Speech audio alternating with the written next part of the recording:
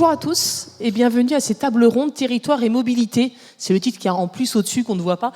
Bouger les lignes et les humains. Vous remarquerez, c'est une affirmation. Bouger les lignes et les humains, on ne se pose pas la question de savoir s'il faut le faire. Évidemment, il faut le faire, mais comment est-ce qu'on va le faire ? Dans les enjeux climatiques qui sont à venir, évidemment, on parle de crise aussi énergétique. Il est question de pouvoir modifier notre rapport à la mobilité. Et évidemment, comment ça s'inscrit dans les territoires. On a 50 minutes pour tout faire. Évidemment, l'idée, c'est qu'il y ait un jeu de questions-réponses avec vous. Donc, on va prévoir du temps pour que vous puissiez échanger avec vos intervenants. Je m'appelle Céline Monsalier, je suis journaliste et j'ai cofondé un média qui s'appelle MAP Info, le média des actions positives, et qui parle de toutes les transitions sociales, sociétales, environnementales en Bretagne. Et on a un stand de l'autre côté. Alors, n'hésitez pas à venir nous voir. Pour évoquer cette thématique, j'ai avec moi Maxime Blondeau, enseignant à Sciences Po, conférencier et entrepreneur français, rien que ça. On va d'abord faire un échange ensemble avec Maxime pour qu'il vous donne un peu cette vision, la vision qu'il a quand on parle de mobilité de territoire. Et nous avons également avec nous Thierry Desnos, qui est responsable du parc automobile Ville de Rennes et Rennes Métropole, et Sarah Audouard, de la SIC Tout en vélo, qui a notamment un atelier de construction de remorques à vélo à Noyelles-Châtillon-sur-Sèche, si je ne me trompe pas. Alors quand on parle de mobilité de territoire, Maxime, c'est un peu votre métier, hein. C'est votre dada. On ne va pas refaire toute l'histoire de la mobilité parce qu'en 50 minutes, clairement, on n'aura pas le temps. Évidemment, la marche à pied, ce qu'on a fait là, hein, pour aller de la halle en face à ici, c'est la première mobilité jusqu'à l'aviation, jusqu'à évidemment avoir des fusées dans l'espace. Comment est-ce qu'on peut appréhender cette question de mobilité et de territoire, Maxime ? Vaste, bonjour à tous, ravi d'être ici. Moi je suis un local de l'étape pratiquement, puisque je viens du Morbihan, donc je ne suis pas très très loin, Golfe du Morbihan. Alors, je ne suis pas un spécialiste des questions de mobilité en soi. Ce qui m'intéresse, c'est la question du territoire. Donc, moi, j'enseigne l'anthropologie à Sciences Po, et en particulier l'anthropologie technique. C'est-à-dire, ce qui m'intéresse, c'est l'impact que nos choix techniques, quels qu'ils soient, hein, ça peut être dans le cadre de la mobilité, mais ça peut aussi être l'habitat, ça peut aussi être les biotechnologies, ça peut aussi être l'énergie, ce genre de sujet. Comment est-ce que cela vient transformer la perception que l'on a du territoire ? La discipline vraiment que je fais en anthropologie technique, c'est un mot compliqué qui s'appelle la cosmographie. C'est comment est-ce qu'on va se représenter le territoire. Pourquoi est-ce que ce sujet m'intéresse ? D'ailleurs, je partage sur les réseaux sociaux tous les jours sur ce sujet-là, en partageant des cartes, en partageant des photographies de territoire, par exemple. Pourquoi est-ce que ce sujet m'intéresse ? Parce que je suis convaincu, depuis que je suis militant, que je suis enseignant, que je suis entrepreneur, créateur de contenu aussi, je suis convaincu que les fondements ou les racines profondes des dérèglements écologiques qu'on est en train de révéler, hein, alors qu'ils existent depuis très longtemps, mais que là, dans nos sociétés, dans le monde entier, on est en train de prendre conscience, comme jamais, de l'histoire de l'humanité, de l'histoire d'Homo sapiens. C'est un moment extraordinaire de ce point de vue-là. Pour moi, les racines, elles sont très anciennes, elles ne datent pas de la révolution industrielle, comme on l'entend souvent. Elle ne date pas du 19e siècle, de l'invention de la machine à vapeur et du déploiement de cette capacité colossale qu'a été l'industrie. Pour moi, elle date plutôt du moment d'une révolution cosmologique extraordinaire. Cosmologique, ça veut dire la façon dont on perçoit et qu'on se représente le territoire, qui a eu lieu il y a 12 000 ans et qui s'appelle la révolution néolithique. Et quand il y a eu la révolution néolithique, on a inventé l'agriculture, on a commencé à développer une relation, une perception du territoire qui était totalement différente des millions d'années d'avant. On a commencé à élever les animaux, on a commencé à monter sur le dos des animaux pour se déplacer, d'où les questions de mobilité, puisque ça part de là, hein. On a élevé nos premiers animaux il y a 8000 ans, c'est-à-dire quelques milliers d'années après la révolution cosmologique. Et en fait, tout ça participe d'une vision du territoire qu'on est en train de développer. Et aujourd'hui, on est en pleine révolution cosmologique. Ça veut dire qu'on est dans une transformation profonde de la façon dont on perçoit le territoire, dont on se le représente et dont on agit sur lui. Moi, ce que je dis dans mes cours, donc j'enseigne à Sciences Po, mais j'enseigne aussi aux mines, dans les écoles d'ingénieurs, à Centrale, où je viens parler à ces futurs ingénieurs, ces élèves ingénieurs, de l'impact cosmologique, c'est-à-dire sur l'impact sur la relation au territoire que leurs choix techniques vont poser en matière d'énergie, d'habitat, de transport. C'est ça que je viens apporter, moi, des sciences humaines dans les sciences techniques, d'une certaine manière.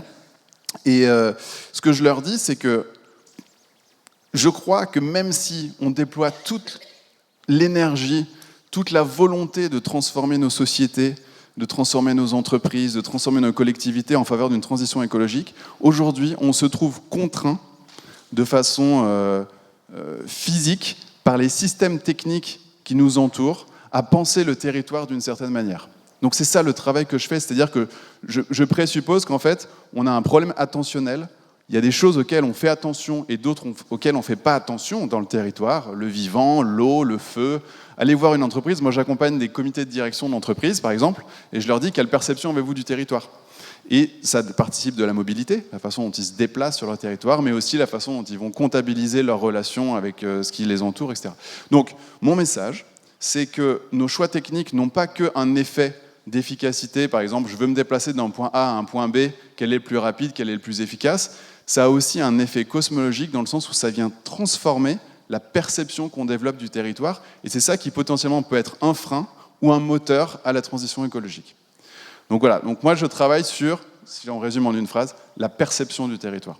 En quoi est-ce que la mobilité joue un rôle dans tout ça ? Eh bien parce que, justement, il s'est passé des transformations, notamment au XXe siècle, mais la mobilité a évolué dans toute l'histoire de l'humanité, mais au XXe siècle, il y a eu des moments où notre mobilité a évolué de façon brutale, d'abord brutale et massive, d'abord le véhicule thermique individuel, la voiture, qui a été soutenu par la révolution du pétrole. Donc ça a été inventé à la fin du XIXe siècle, pour rappel, la voiture individuelle. Et puis ensuite, l'aviation civile, dans les années 20, qui a encore démultiplier ce qui s'appelle en anthropologie le volume géographique mental. Ça veut dire la façon dont on va se représenter l'espace et notre capacité à se dire tiens, je peux aller là-bas si je veux, je peux aller là-bas. Nos grands-parents, nos arrière-grands-parents avaient un volume géographique mental qui n'avait rien à voir avec nous aujourd'hui parce que les moyens techniques qui sont disponibles n'étaient pas du tout les mêmes.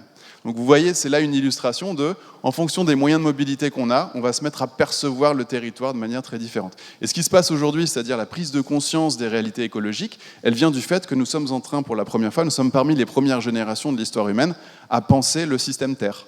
Parce que nous avons englobé la planète entière dans notre volume géographique mental. Donc il y a aussi des avantages à l'aviation civile, dans le sens où elle nous fait prendre conscience du tout, mais ça a aussi des désavantages, notamment parce qu'on est en train de mesurer son impact carbone, par exemple. Donc, ce qui nous amène aux transitions de transport contemporaines qui sont, au cours du XXe siècle, on a alimenté la révolution de la mobilité par le pétrole, par le carbone, les hydrocarbures, les énergies fossiles, et on est en train de réaliser, pour les questions que vous connaissez tous, c'est-à-dire d'impact anthropique sur le climat, eh bien, il faut qu'on décarbone nos mobilités.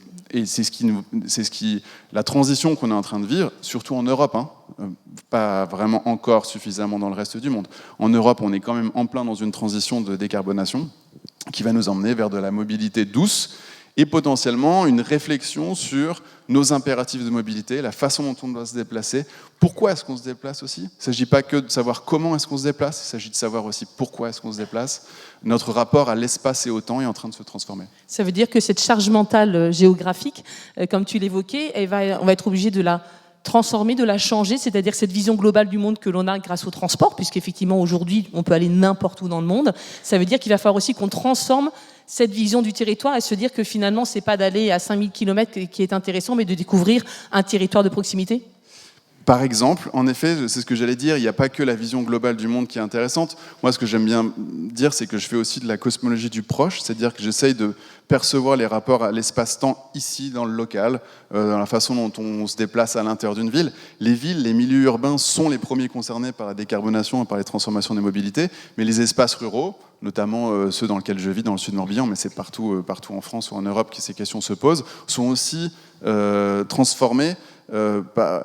Parce que ce que je dis en sous-jacent dans mon travail sur la structure technique qui va orienter notre perception du territoire et qui va être potentiellement soit un frein, soit un moteur à la transition, c'est que des infrastructures sont décidées notamment par les collectivités qui jouent un rôle du coup majeur sur le temps long. Par exemple, ça va être du temps d'infrastructure sur 5 ans, sur 10 ans, et que ça va déterminer non seulement nos modes de mobilité, mais aussi notre perception du territoire.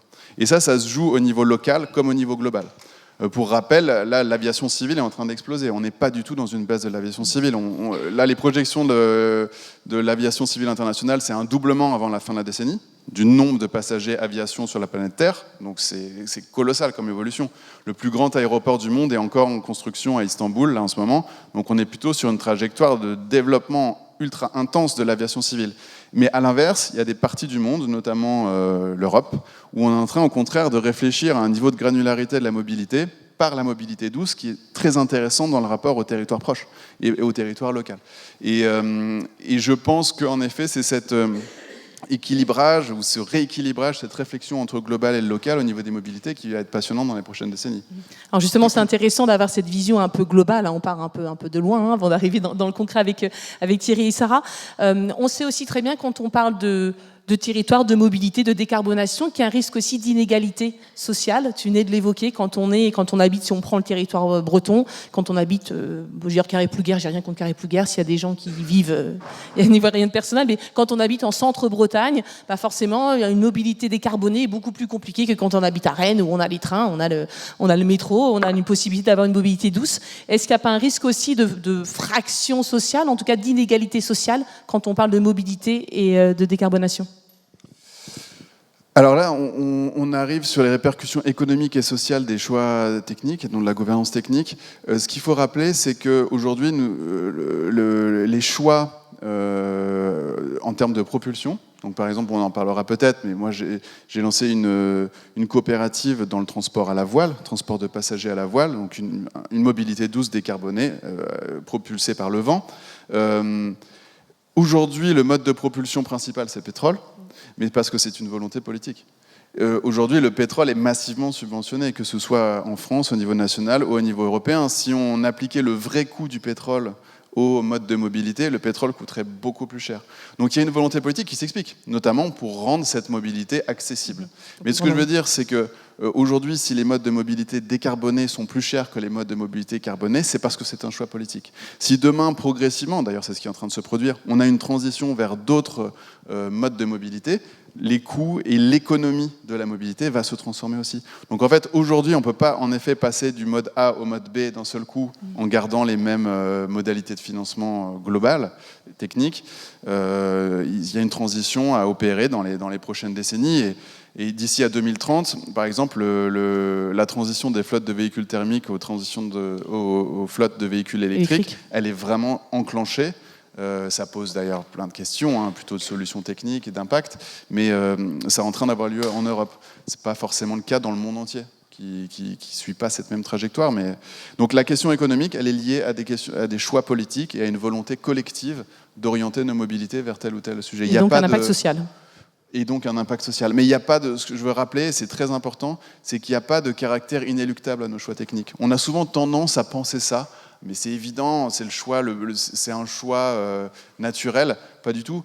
Le fait qu'on ait privilégié les voitures individuelles par rapport au transport en commun, ça a été un choix délibéré de développer les infrastructures de cette façon.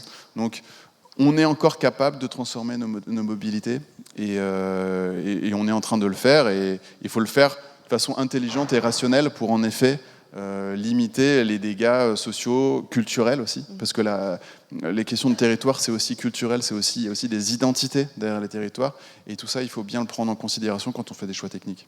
Alors tu l'évoquais tout à l'heure, tu es allé au bout, entre guillemets, aussi de ta réflexion entre territoire et mobilité, puisque tu es fondateur de Selcop, qui est une coopérative de transport à la voile, donc pour le coup, là, totalement décarbonée. Il y a une liaison qui existe entre le continent et la Corse. Oui. C'est ça. Alors, transport de passagers. De passagers, oui. On n'est pas sur Gensail, oui. Il y a des solutions de marchandises, transport de marchandises. Là, c'est la première proposition de transport coopérative. Donc, on a ouvert une première ligne entre Toulon et Calvi, entre la France et la Corse l'année dernière. Et là, c'est la deuxième saison. Il y a plusieurs milliers de passagers qui ont été transportés. Transatlantique aussi. Il y a une transatlantique qui a eu lieu sur un bateau avec une dizaine de passagers qui ont profité. Et puis là, en deuxième année, notre flotte grandit. On va avoir 3 bateaux supplémentaires. Et puis on a le projet de construire aussi nos propres bateaux pour transporter plus de personnes. Et c'est un peu le retour à ce mode de déplacement qui était le mode de déplacement de pré-aviation civile, justement, pour se déplacer de continent en continent. C'est pas 100% décarboné, parce qu'il faut du carbone pour construire les bateaux, mais justement, on a des logiques aussi de racheter des bateaux, de valoriser des anciens bateaux pour limiter l'impact carbone. On n'est pas les seuls à penser ça. Air France a déjà annoncé qu'ils allaient miser sur des modes de propulsion vélique à horizon 2050. Bon voilà, ça fait partie d'une forme de mobilité douce qui pour autant est assez high-tech, hein, puisque le transport à la voile, c'est quand même de la technologie. C'est pas de la low-tech au sens où on peut l'entendre parfois, mais ça nous intéresse, puis il y a aussi tout un imaginaire qui est derrière. Et ce qui m'intéresse, moi, justement, c'est que c'est une belle démonstration du fait qu'une mobilité, c'est valable aussi pour le vélo, par exemple, une mobilité, c'est aussi un choix de perception du territoire. Quand on va en Corse en avion, on prend 45 minutes et qu'on atterrit à Figari, l'aéroport dans le sud, et ensuite on passe une semaine en Corse, ce qui est le cas de 4,5 millions de personnes par an, on n'a pas la même perception de la Corse que si on prend un bateau et que pendant une nuit ou une après-midi, on a le vent, la pluie, les éléments, les animaux, l'océan. Et en fait, la perception que l'on développe, l'imaginaire qu'on va construire, la représentation du territoire, des distances, de l'espace et du temps est tout à fait différente. Et moi, je vois là une clé, en fait, pour accélérer la transition écologique, cette perception du territoire. Justement, de prendre le temps, d'avoir le temps, comme on dit, c'était effectivement le développement des mobilités rapides était pour ça, pour pouvoir être plus efficace et être un endroit et un autre de manière beaucoup plus rapide. Quand on prend, comme tu évoques, prendre le temps d'aller traverser à la voile pour aller en Corse, la société aujourd'hui, elle est prête à ça ? Elle est prête à prendre ce temps-là ? Tout dépend de la raison pour laquelle on se déplace. En fait, c'est toujours ça. Aujourd'hui, il y a un problème avec pour moi, hein, et d'ailleurs je suis sollicité aussi sur des questions sur les formes du tourisme. On a tendance à se déplacer très vite, très loin pour aller consommer du territoire, passer un week-end à Bali, quoi. Parce que ça se fait. Il y a des gens qui passent des week-ends à Bali, de France. Donc là, ça vient interroger les raisons pour lesquelles on se déplace. Si pour une raison éminente, on a des modes de mobilité ultra rapides qui vont consommer du carbone, mais que, en fait, et c'est valable pour toutes les questions techniques que j'interroge, que ce soit le numérique, l'habitat, etc., il faut toujours mettre en face d'un usage la raison pour laquelle on va choisir cet usage. Donc, le mode de mobilité rapide, lent, ça dépend de ce qu'on veut faire et des raisons pour lesquelles on se déplace. Et je pense que dans les décennies qui viennent, les générations dont on fait tous partie, en fait, hein, vont vivre une transformation des raisons pour lesquelles on va se déplacer. On va moins se déplacer. D'ailleurs, c'est déjà le cas avec, vous savez, le flax cam, ce sentiment de gêne ou un peu de culpabilité quand on prend l'avion, qui a conduit d'ailleurs plusieurs pays européens à limiter les vols intérieurs. C'est parce qu'on est en train de travailler, on a des choses qui se produisent sur... On se choisit tel mode de déplacement pour telle raison et pas pour d'autres. Donc ça, c'est des transformations qui ont lieu en ce moment. Alors effectivement, c'est plus facile quand on doit trouver la raison de l'usage. Là, pour le coup, quand je me tourne vers vous, Thierry Desnos, quand on a déjà d'usage sans en avoir réfléchi à la raison, je m'explique, vous êtes en charge du parc automobile de la ville de Rennes et Rennes Métropole, plus de 3600 véhicules, ça va de la tondeuse au camion, je résume, hein, c'est évidemment beaucoup plus large que ça. Là, pour le coup, entre guillemets, vous avez ce parc automobile, il est existant. Donc on a pu se poser la question du pourquoi il doit exister. Il y est. Et comment est-ce qu'on réussit à justement se lancer dans une décarbonation d'un parc comme celui-là avec, pour le coup, en face un usage qui est très précis en fonction des véhicules que vous avez en charge. Oui, alors... c'est bon ? Ça fonctionne, je peux vous mettre un peu plus près, je pense. Une correction, c'est 3600 matériels, tout type. Ça va de la tronçonneuse au véhicule. Il y a 1200 cartes grises, donc on a des remorques dedans, mais en réalité, il y a un peu moins de 900 véhicules. Vous entendez ? Non, vous entendez pas trop. Peut-être. C'est bon ? Donc je disais, on a 3600... Non, je pense que essayez de le mettre proche, plus près. Oui, c'est bon. Ouais, voilà, ouais. C'est pas grave, on s'entend, mais c'est mieux. Je corrige. Donc on a 3600 matériels, de la tondeuse tronçonneuse jusqu'aux véhicules poids lourds et agricoles et engins de travaux publics. Donc effectivement, là on est dans du concret puisque c'est des matériels qui sont utilisés par les agents de la ville pour intervenir tous les jours sur les différents chantiers qu'on a réalisés, hein, traitement des poubelles, entretien de voirie, entretien des espaces verts, pour intervenir sur les écoles primaires et maternelles. Donc tous ces matériels-là ont une fonction réelle et concrète. Donc aujourd'hui, la décarbonation, elle est fixée pour le parc auto de réduire nos émissions de gaz à effet de serre de 40%. Donc ça, c'est l'objectif entre 2010 et 2030. Et aujourd'hui, on est à peu près sur la ligne. Nos leviers pour décarboner, c'est de changer de technologie, donc de quitter le véhicule thermique pour aller vers des véhicules électriques ou des véhicules thermiques moins polluants, donc des véhicules au gaz, par exemple. Dans nos contraintes, on a l'existence technique. Est-ce que le matériel existe ? Les besoins de travail quotidien. Donc on a aussi, on travaille beaucoup donc sur le changement. Est-ce qu'on doit réellement avoir besoin d'un matériel ? On ne change que si on en a besoin, et sinon on diminue le parc. Donc on est vraiment engagé sur cette démarche de réduction des émissions de gaz à effet de serre. Avec une complexité de la multiplicité des engins et donc de la multiplicité de l'énergie à utiliser.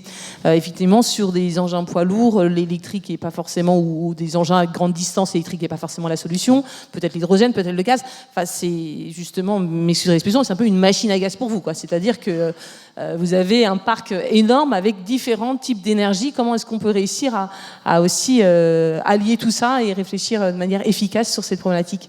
Aujourd'hui, les industriels se cherchent aussi, c'est vers quelle énergie se tourner pour répondre aux exigences climatiques. Donc, certains industriels font le choix de l'électrique, d'autres plus vers l'hydrogène, qui est un autre mode électrique, vers le gaz, vers le biocarburant. Toutes ces énergies sont étudiées.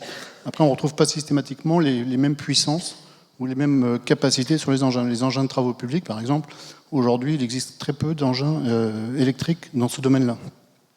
Sur d'autres petits matériels, c'est beaucoup plus simple. Une tondeuse électrique, on en a facilement sur le marché. Voilà. Merci beaucoup, Sarah. Vous pouvez prendre un micro qui est juste là. Peut-être Maxime récupérer un micro, comme ça vous serez... Il fonctionne, je pense. Hein. C'est juste une question de... Alors Sarah, pour le coup, tout en vélo, oui. Comme le nom l'indique, on a compris, c'est donc du vélo que vous proposez. Ouais. Donc tout en vélo, ça existe depuis plus de 10 ans. Ça a été lancé à Rennes avec l'idée, c'est de faire de la livraison à vélo. Si je ne me trompe pas. Ouais. Donc vous travaillez au niveau de la SIC, à Noyers-Châtillon-sur-Sèche, où il y a l'atelier de fabrication des remorques. Déjà, est-ce que vous pouvez nous donner la genèse, comment est-ce qu'il y a 10 ans, tout en vélo, c'est à miser sur le vélo comme moyen justement de transport ? Alors l'histoire de Tout en vélo, c'est en fait c'est Jérôme Ravard, l'un des fondateurs. Il y a 10 ans, il était à Montréal, au Québec, et il a vu une entreprise qui s'appelle Miette, qui faisait de la cyclologistique, donc de la livraison à vélo et des déménagements à vélo. Et il a eu un déclic, il s'est dit, je veux absolument ramener ça en France. Donc il a ramené le concept en France. Il a commencé aussi du coup à fabriquer les remorques, parce que ça n'existait absolument pas il y a 10-12 ans de ça. Et c'est comme ça qu'ils se sont lancés. Et donc voilà, il a créé une SCOP, donc on est en société coopérative. Et il y a 2 ans de ça, on a créé aussi la SIC pour développer justement cette partie fabrication de remorques et vélo cargo, parce qu'on a énormément de demandes aujourd'hui sur des remorques standards et des remorques sur mesure. Donc on fait des remorques en fait qui sont vraiment adaptées aux besoins des professionnels. Et on participe aussi à la formation des porteurs de projets qui souhaitent développer d'autres tout en vélo en France. Donc aujourd'hui, il y a 13 tout en vélo sur toute la France. Et voilà. Ce que vous appelez les franchises. C'est ça. C'est ça. Alors, expliquez peut-être un peu rapidement les franchises. C'est donc pas une franchise. Sinon, on appelle ça franchise. Expliquez un petit peu ça. C'est le concept un peu bisounours, on va dire, de la franchise. En fait, il n'y a pas de droit d'entrée. On fait une formation gratuite auprès des porteurs de projets. On les forme en fait à devenir des futurs tout en vélo. Et en contrepartie, normalement, ils sont censés acheter du matériel tout en vélo. Donc c'est assez gagnant-gagnant finalement pour tout le monde.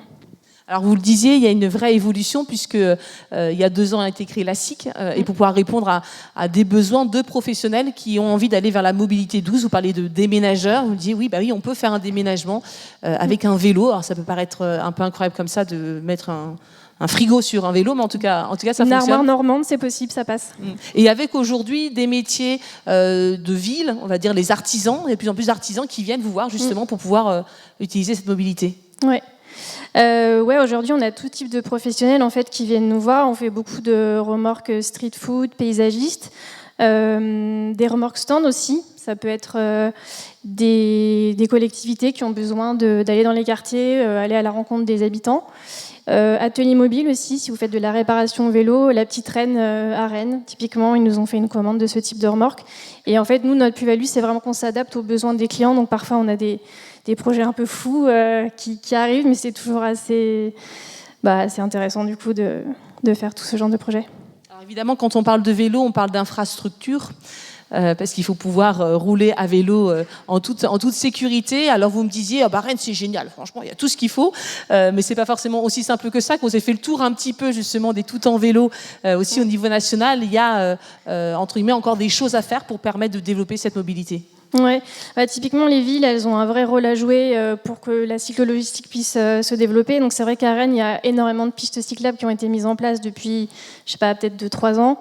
Il y a une nouvelle politique aussi en termes de vitesse qui est limitée à 30 km/h maintenant dans le centre-ville. Et ça, c'est top aussi pour les vélos et pour nos vélos remorques. Mais par exemple, tout en vélo Marseille, clairement, ils vivent pas la même chose. Marseille, ils sont pas du tout pro-vélo, c'est plus pro-voiture. Donc chaque ville a ses difficultés et voilà, c'est pas toujours évident de s'implanter. Parfois il y a la volonté, mais derrière ça suit pas toujours.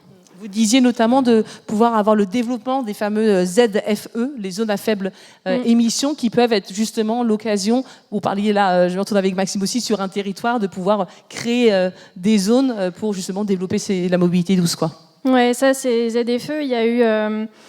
il y a eu des grandes annonces qui ont été faites par le gouvernement, donc il y a pas mal de ZFE, donc c'est des zones en fait qui limitent les véhicules très polluants dans le centre-ville. Donc il y a déjà pas mal de ZFE qui ont été mises en place, mais évidemment ça c'est quelque chose qu'il faut développer un peu partout. Ouais. Alors les mobilités, justement, Thierry Desnos, quand on est à la tête de votre parc automobile, on a bien compris, il y a le véhicule et puis il y a celui qui l'utilise.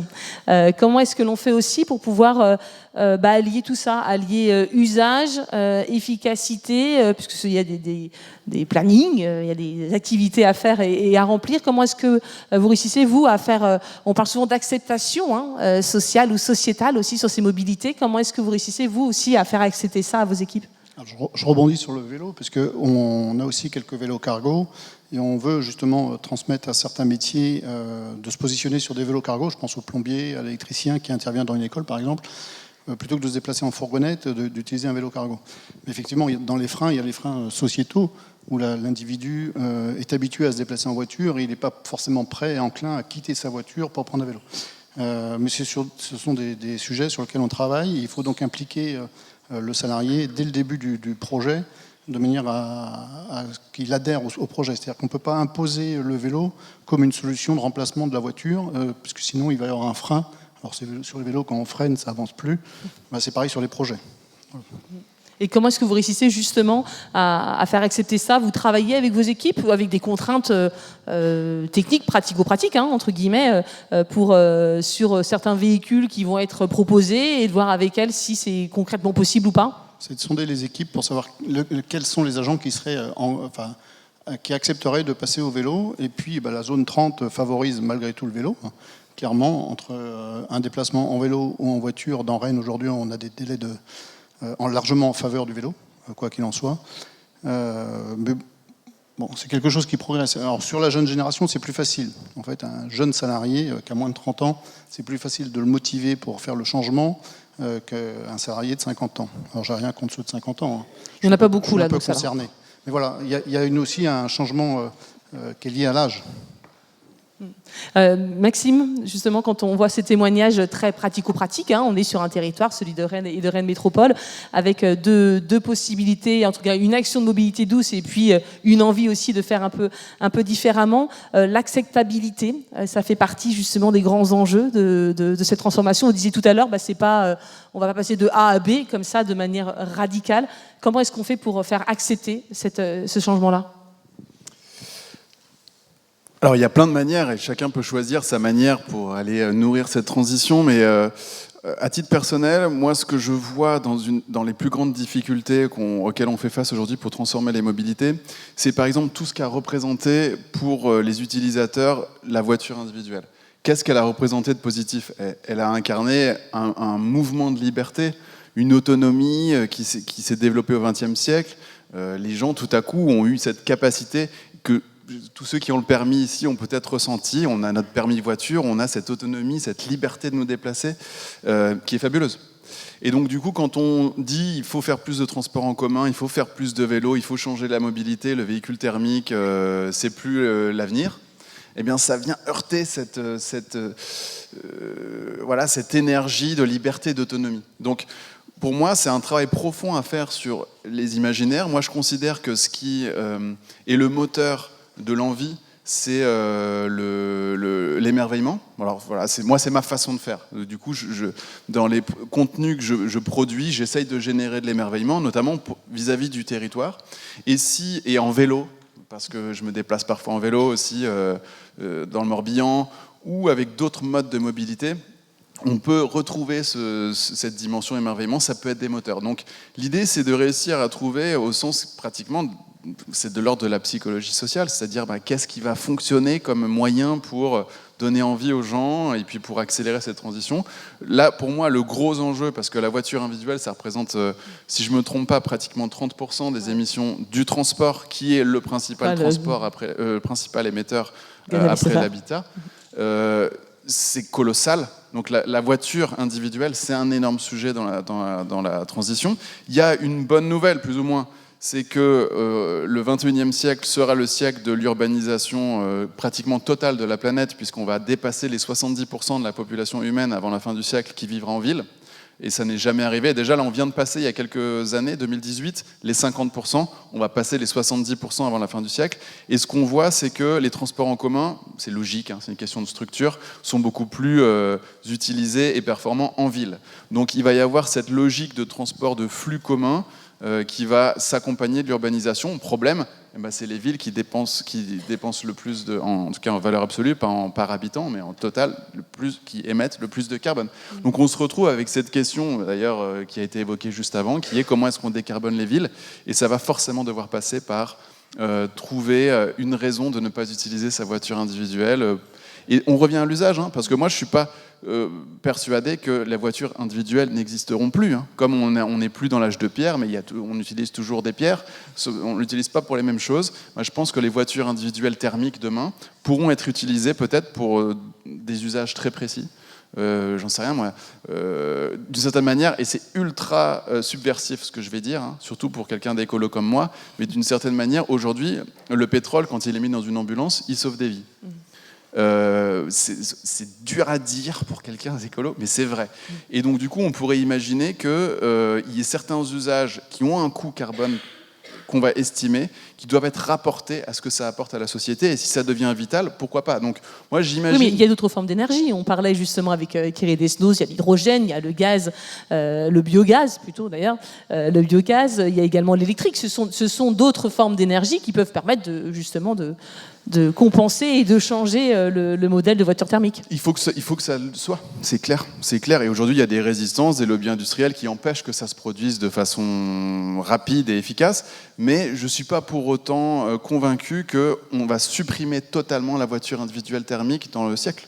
Il faut juste réfléchir à quel usage on le fait, et il faut que cet usage devienne infime, en fait. Et c'est une difficulté, et ça passe par un gros travail sur les imaginaires et les raisons d'agir. Et avec une grosse difficulté, vous l'évoquiez tout à l'heure, la temporalité. Quand on est dans une collectivité ou même une entreprise, on doit imaginer ce qui sera la mobilité de demain, dans 5-10 ans, l'énergie de demain dans 5-10 ans. Comment est-ce qu'on fait pour trouver... Il y a un côté un petit peu faire ça au doigt mouillé, quoi. Comment est-ce qu'on peut imaginer que, même si on a l'objectif 2030, ok, puis voiture thermique, mais on est en train de miser sur l'électrique, est-ce que finalement c'est la bonne solution ou pas ? Alors ça, c'est une question de choix technique, qui n'est pas ce que je fais, mais c'est depuis 2007 qu'on a décidé de passer au véhicule électrique, donc ça fait longtemps. Le Parlement européen a voté en 2007 la transition des flottes électriques, donc c'est juste qu'aujourd'hui, à l'échelle industrielle, on est en train de passer à l'échelle, mais ça fait longtemps que c'est décidé. Les États-Unis et la Chine, surtout la Chine, moins les États-Unis, sont en train de faire cette transition comme le continent européen, donc en fait, la question ne se pose plus, ça va se produire. Je pense que c'est surtout dans les usages qu'il va falloir qu'on réfléchisse chacun au niveau collectif et au niveau individuel au mode de mobilité. Parce qu'au niveau industriel, les véhicules thermiques vont être remplacés par les véhicules électriques à très grande échelle. Ça, c'est pratiquement acté. Il est plus temps, je pense, de se poser la question de est-ce qu'il faut le faire ou pas. C'est plutôt la question de comment est-ce que moi je contribue à une transformation des modes de mobilité à mon échelle, avec mes usages dans mon entreprise ou dans ma collectivité. Et justement, Thierry Desnos, comment vous allez y contribuer à votre échelle? On a bien compris que vous essayez de trouver d'autres types d'énergie, on a bien compris avec les différents engins que vous avez en charge. Ça veut dire aussi peut-être arrêter de faire certaines choses?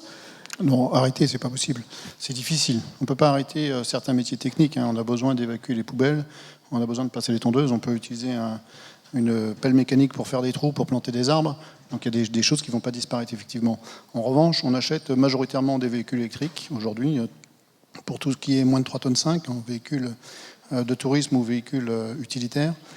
Pour tout ce qui est poids lourd, on achète essentiellement du gaz aujourd'hui. Chaque fois qu'on investit dans un camion, on achète au GNC, qui est moins polluant, alors, qui n'est pas polluant, qui est polluant, mais qui est moins polluant.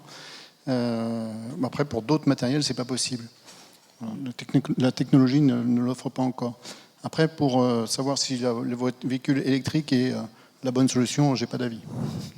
D'accord. On parle notamment en Bretagne. Vous savez que la Bretagne est très engagée sur l'hydrogène, notamment l'hydrogène vert.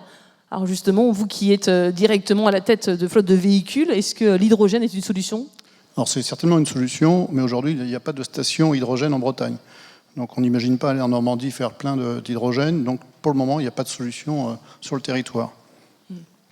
Pour vous, Sarah, quand on est tout en vélo, alors vous avez déjà fait le plus dur, puisque c'est déjà votre quotidien, comment est-ce que vous imaginez justement le déploiement et le développement d'une structure comme la vôtre ? Vous disiez, vous avez 13 tout en vélo, c'est ça, au niveau national. Vous sentez qu'il y a une appétence pour qu'il y ait encore plus justement de développement au niveau national ? Ça, je ne saurais pas trop vous dire, mais c'est vrai que régulièrement, on a des personnes qui nous contactent pour se lancer. Après, il y a des conditions pour pouvoir se lancer. Ce n'est pas tout le monde qui peut, parce qu'il faut que la taille de la ville soit assez conséquente. Mais oui, a priori, c'est un modèle qui fonctionne bien. En tout cas, on espère que ça va continuer comme ça serait vraiment bien. Alors là, on est séisme numéro 1. On peut espérer qu'il y ait d'autres séismes dans les années à venir, peut-être l'année prochaine. Et on va se projeter un peu plus loin, on va dire dans 5 ans. Si je vous pose la question dans 5 ans, qu'est-ce qu'il faudrait, si on parle de territoire et mobilité, qu'est-ce qu'il faudrait qu'il soit déjà acté dans 5 ans ? C'est pas cool, parce que normalement c'est 2030, donc je vous fais gagner un peu de temps. À mon avis, il y a un travail énorme, et c'est pour ça que on n'en a pas parlé, mais j'ai lancé en 2018 un éco-syndicat qui s'appelle le Printemps écologique et qui vise à amener les questions de choix technologiques, de solutions techniques dans le dialogue social. Donc entre maintenant et 2030, il y a un énorme chemin à faire pour créer des espaces de négociation. Parce que soit on décide de faire comme les Chinois, c'est-à-dire qu'on dit c'est comme ça et pas autrement, ou soit on respecte nos valeurs démocratiques européennes et françaises et on crée des espaces pour aller faire de la négociation collective et décider de nos solutions techniques en commun. C'est pas du tout le cas. Aujourd'hui, nos solutions techniques, on a un héritage en France très centralisé avec les grandes écoles d'ingénieurs plutôt technocrates qui vont construire les infrastructures sans vraiment que ce soit démocratique. Et je pense qu'une partie des populations aussi ressent bien ça. C'est-à-dire qu'il y a une imposition d'infrastructures techniques qui n'est pas du tout construite sur une gouvernance démocratique. Donc je pense qu'entre maintenant et 2030, ça faciliterait grandement la transition et notamment l'acceptabilité dont on parlait, si on crée des espaces de dialogue que j'appelle dialogue technologique, c'est-à-dire des endroits où on va vraiment discuter des conséquences, des choix, des impacts des solutions qu'on choisit. Thierry Desnos, comment est-ce que vous imaginez 2030 C'est à votre service ? Dans le service, plus de vélos cargo. Voilà. C'est un sujet sur lequel je travaille tous les jours. Beaucoup de véhicules électriques, bien entendu. C'est imposé par la loi, tout simplement. En 2027, on doit acheter 70% des véhicules de moins de 3,5 tonnes en électrique. Donc ça, c'est légal, on n'y échappera pas. Ce qui permet de soutenir aussi l'économie en matière de transition écologique. Dans le cadre des déplacements des agents, on favorise les déplacements à pied, qui a été cité tout à l'heure, le premier mode de déplacement. On incite les agents à se déplacer en voiture lorsqu'on covoiture et en transport en commun. Voilà, donc l'utilisation d'une voiture est souvent déjà le dernier recours et je pense qu'en 2030, ce sera une très faible partie pour les véhicules de la gamme de tourisme pour des déplacements intramétropolitains. Voilà. Et pour vous, Sarah, chez Tout en Vélo ? Eh ben, toujours plus de tout en vélo en France et encore plus de professionnels qui passent le pas et qui décident d'arrêter leur trajet en camion et qui passent au vélo. Okay, merci beaucoup. C'est temps des questions. Si vous avez des questions pour nos intervenants. Oui. Par exemple. Une question très technique aux trois. Est-ce que vous pensez que demain, la ville de demain, il n'y aura plus de voitures du tout dans les centres-villes et que tout sera transport en commun et les voitures seront parquées à l'extérieur des villes pour rentrer? J'avais une deuxième question. C'est ce qu'on essaye de faire, entre guillemets. On n'en est pas là et loin de là. Mais aujourd'hui, on voit bien que le réseau transport en commun s'est largement développé autour de Rennes. Avec la deuxième ligne de métro, on voit bien que sur les 4 entrées de ville, il y a des parcs relais, donc pour inciter les riverains à poser leur voiture et utiliser les transports en commun pour se déplacer. On favorise le déplacement cycle, donc on voit naître des pistes cyclables un peu partout, et donc qui empiètent sur la voie de circulation des véhicules. Donc clairement, on favorise le déplacement en transport en commun et le déplacement cycle. En revanche, ça ne pourra pas disparaître. Sur cette question, je vais simplement rappeler un chiffre. Je pense que ce serait beau si ça se produisait, des villes sans véhicules individuels, voitures thermiques, etc. Simplement, il faut aussi garder en tête l'idée que, vous savez quel est le premier employeur en Europe ? C'est le secteur automobile qui emploie 9 millions de personnes en Europe.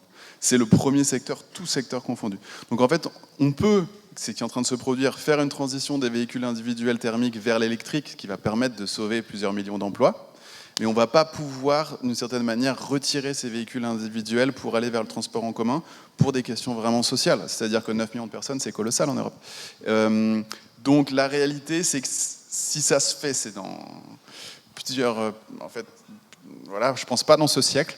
Mais par contre, des projets d'urbanisme où les transports en commun se développent à un rythme inégalé, je crois que c'est complètement la voie, en effet, qu'on est en train de suivre partout en France, en Europe, et puis aux États-Unis, et puis en Chine, et puis peut-être demain, espérons, en Afrique ou en Amérique du Sud.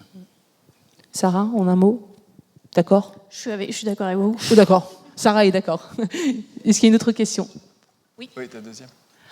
Je fais d'abord l'autre question et après tu feras ta deuxième si ça te va comme ça. Change. Vous êtes énormément centré sur le carbone et la décarbonisation, ce que je trouve un peu dommage. Et du coup, on sait que la voiture et les véhicules thermiques ont plein d'autres impacts. Quelles solutions pour gérer ces impacts ? Notamment, je pense aux infrastructures, parce que ça vient renouveler. Je pense aux matériaux de production pour les véhicules, si on parle de renouvellement de la flotte pour faire un peu d'électrique.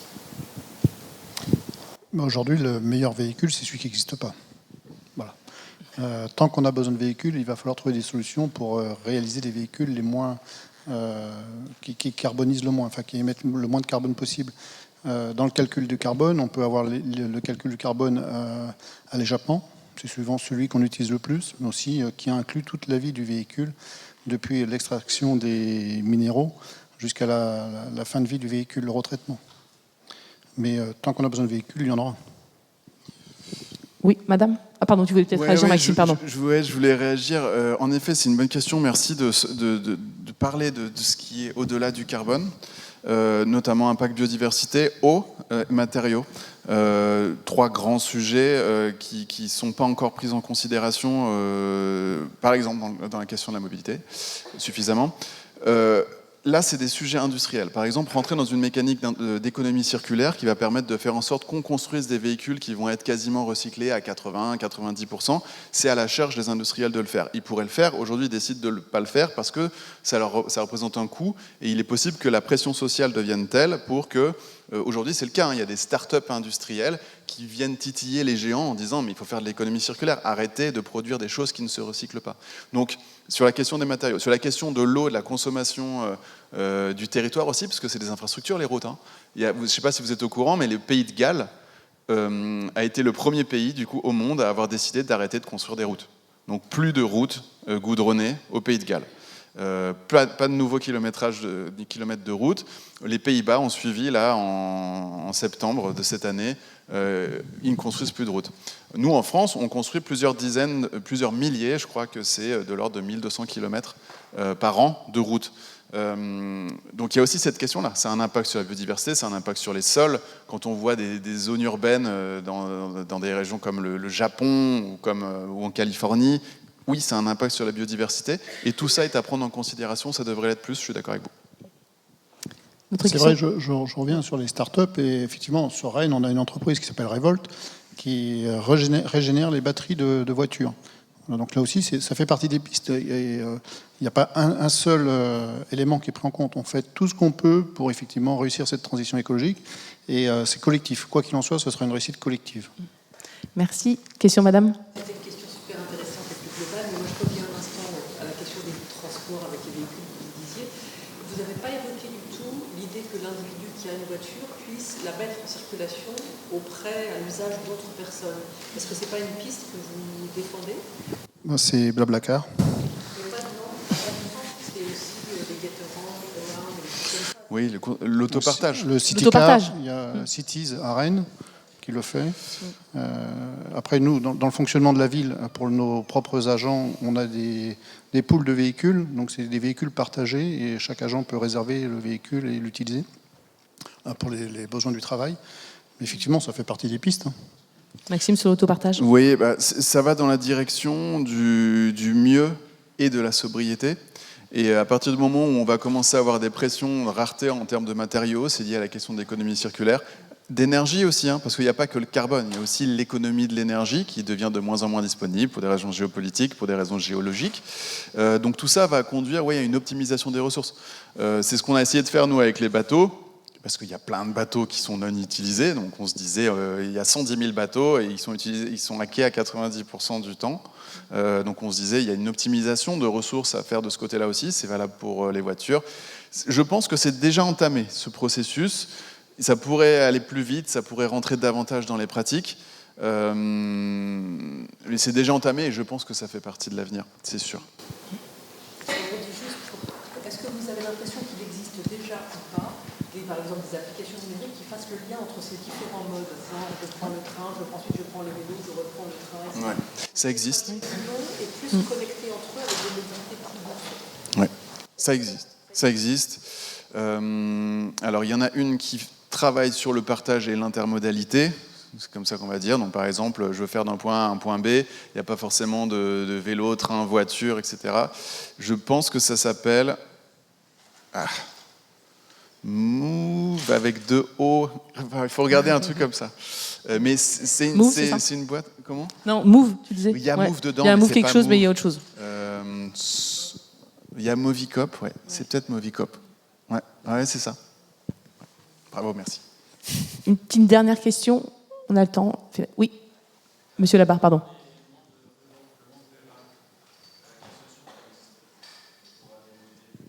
Des solutions pour le monde rural, c'est ce que tu veux, pardon. C'était juste pour qu'on entende bien ta question. Les solutions pour des mobilités plus douces. Quelle solution?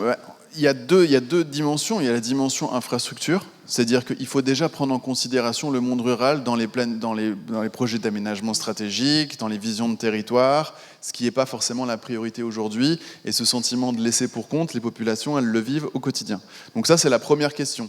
Après, il y a une deuxième question qui va relever beaucoup plus de la culture et de l'imaginaire, aussi des populations dans le monde rural, qui sont encore aujourd'hui très attachées pour des questions parfois idéologiques et politiques, au pétrole, à l'essence, l'agriculture, on oublie de le dire, mais c'est vraiment des modes de mobilité qui sont très, très carbonés. Donc il y a les deux, quoi. Et c'est pour ça que ça rejoint ce que je dis, c'est-à-dire qu'il y a un lien très fort entre les infrastructures techniques et la culture et les imaginaires qu'on développe. Voilà, il faut travailler sur les deux domaines, je pense.